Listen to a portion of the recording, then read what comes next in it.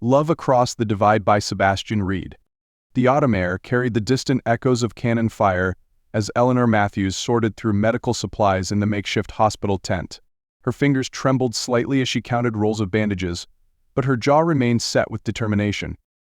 At 22, she had already witnessed more suffering than most would see in a lifetime, yet she refused to let it dim her spirit. The Confederate Field Hospital outside Richmond had become her home over the past year, ever since her father's passing left her with little choice but to offer her services as a nurse. The war had transformed the Virginia countryside she loved into a landscape of temporary camps and hastily constructed medical stations. "Miss Matthews?" A deep voice interrupted her inventory. Eleanor turned to find Captain James Harrison standing in the tent's entrance, his Union uniform pristine, despite the mud and chaos outside. As a prisoner of war under medical care, he had been in their charge for nearly 2 weeks, recovering from a bullet wound to his shoulder. "Captain Harrison," she acknowledged with a slight nod, maintaining the professional distance she had carefully cultivated. "I trust you're feeling stronger today?" His blue eyes held hers for a moment longer than propriety should allow. "Thanks to your excellent care, yes. Though I find myself wondering if the medicine itself is the true source of my recovery." A flush crept up Eleanor's neck, and she busied herself with reorganizing the supplies before her. "I'm certain Dr. Morrison's treatments deserve the credit, sir." "You sell yourself short, Miss Matthews." He stepped closer, his boots crushing the straw that covered the packed earth floor. "Your kindness to an enemy soldier has not gone unnoticed." "I see no enemies in this tent, Captain," Eleanor replied softly. "Only men in need of healing." James studied her face, noting the quiet strength in her features and the way her brown hair escaped its pins and stubborn curls.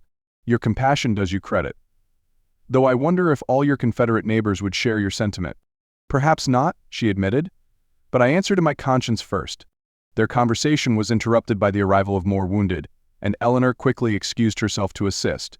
The days that followed fell into a familiar pattern of changing bandages, administering medicines, and offering whatever comfort she could to the injured and dying.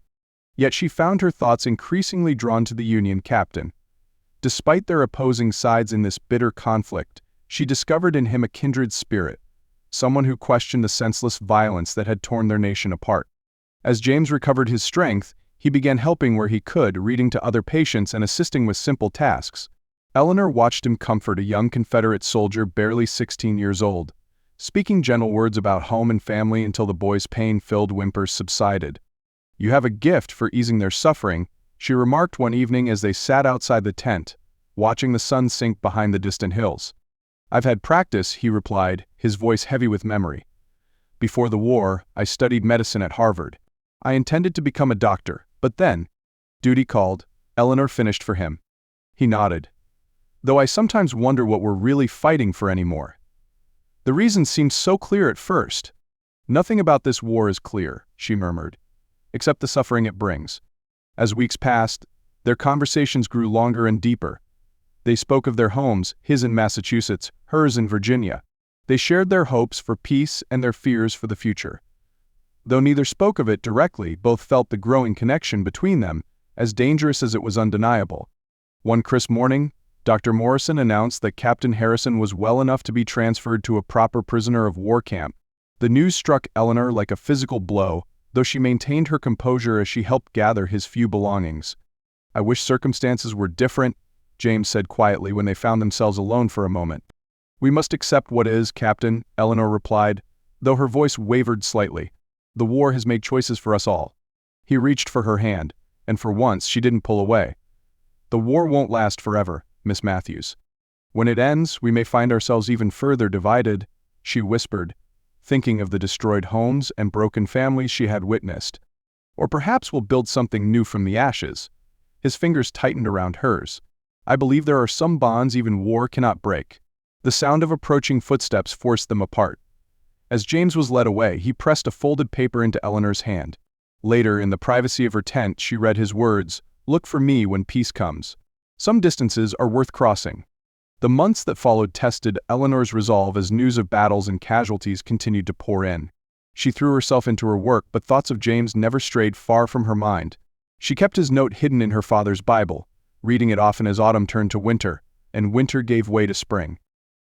In April 1865, Word reached them of Lee's surrender at Appomattox. The war that had divided their nation was finally ending, though the process of healing had only begun. Eleanor continued her nursing work, helping to care for soldiers from both sides as they began their long journeys home. It was on a warm May afternoon that she heard the familiar voice behind her once again. "Miss Matthews?" She turned slowly, hardly daring to believe.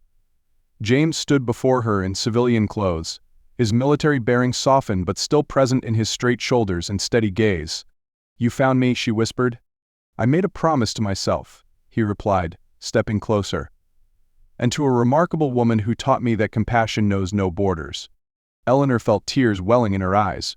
"What happens now?" "Now," James said, taking her hand, "we begin the work of healing together. If you'll have me?" She looked up at him, seeing in his eyes the same hope she had carried in her own heart through the dark days of war. "Yes," she answered simply. "Yes." Their story became one of many in the years that followed, tales of love bridging the divisions of war, helping to stitch together a torn nation. Eleanor and James eventually established a small medical practice in Richmond, treating anyone who came to their door, regardless of their past allegiances.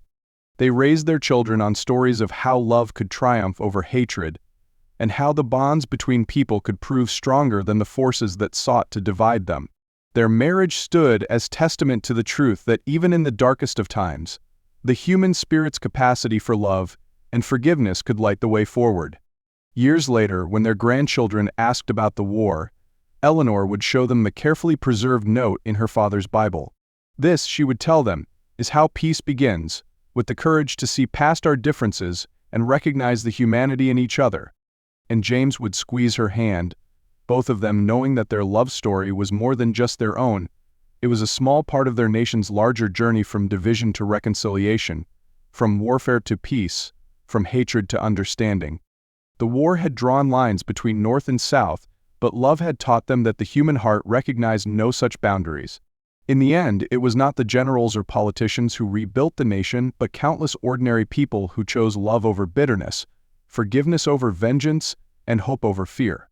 Eleanor and James's story became part of the tapestry of healing that helped bind the nation's wounds, proving that even in the midst of history's darkest chapters, love could bloom, and in blooming help light the way toward a better tomorrow.